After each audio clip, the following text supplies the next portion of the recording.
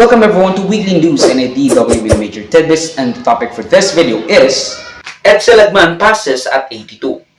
Yumao na ang batikang statesman, human rights lawyer and activist, Liberal Party President, the gentleman from Albay, Albay's 1st District Representative Edsel Lagman sa cardiac arrest nitong January 30, 2025. Isa si Representative Edsel Lagman sa mga pinakamalaki at one of the few oppositions leading the Liberal Party's agenda and declining voter base since 2022.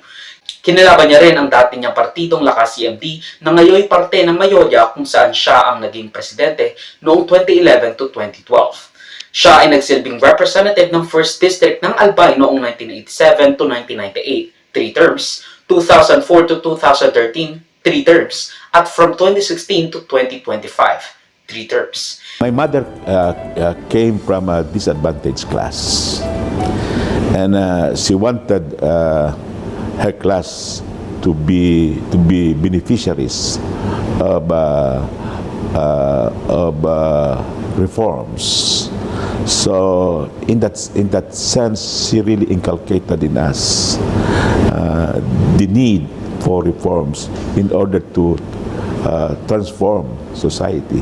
Because I have learned a lot from my experiences that you have to be patient in order to overcome obstacles, and you have to be serious in all of your endeavors. Ipensa niya ang mga landmark na progresibong batas at tagain ng sangkatutak na progresibong bill sa House of Representatives. Ilan dito ay ang Responsible Parenthood and Reproductive Health Bill o mas kilala bilang RH Law, which caused a lot of backlash considering, again, nasa majority Catholic and even Christian country tayo.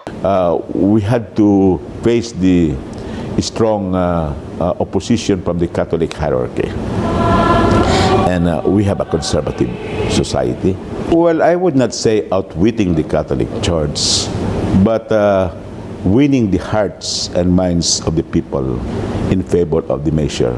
That could be accurate in the sense that the RH law is the best gift we have given to the Filipino people this Christmas and many Christmases to come.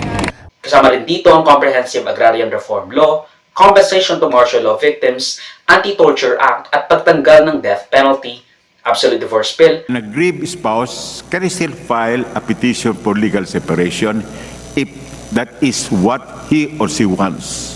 Because the effect there is that she or he cannot remarry.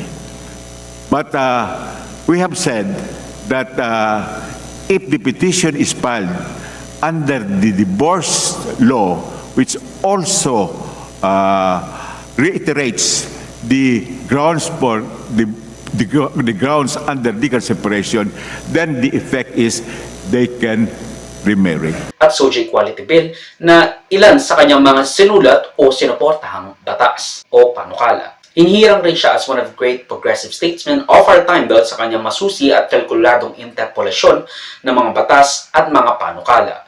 Popular din siya sa kanyang distrito kung saan noong 2022 ay nakakuha siya ng 87% na boto. Siya lang rin ang nag-iisang bumoto ng no vote sa pagkumpirma kay House Speaker Martin Romualdez para sa 19th Congress. Ang video clip na ito ay galing sa aking series na News Worthy Recap. Check the entire video for the complete weekly news recap and subscribe to the channel to be kept up to date sa mga local at global news na I'll make sure would be interesting to you particularly.